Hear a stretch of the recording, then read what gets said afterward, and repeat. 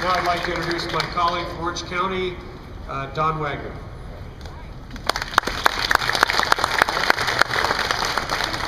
Thank you, Tim, and I want to thank everyone who's come out today to support this common sense piece of legislation.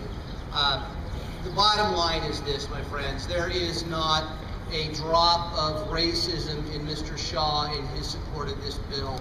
There is not a drop of racism in Mr. Donnelly or Mr. Jones in their support of this bill. There's not a drop of racism in the Tea Party and the other supporters out here who are supporting this bill. It is simply a matter of common sense. It is a matter of something that we perhaps have lost a little bit of sight of in the last few years, and that is simply the rule of law.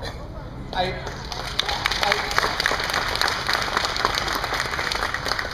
raise that to ask for your help. I raise the issue of the rule of law to let you know that tomorrow in the Judiciary Committee, which I am privileged to serve as Vice Chair, we will have a hearing on this bill.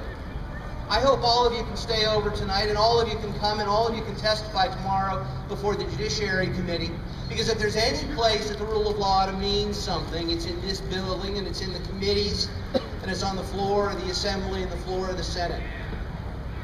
We are here supporting the rule of law. I thank you for coming out and supporting the rule of law. I urge you to take the message to my colleagues on the Judiciary Committee, my colleagues in the Assembly, and my colleagues across the hall in the Senate, that we are here in support of common sense reform. We are here in support of the rule of law.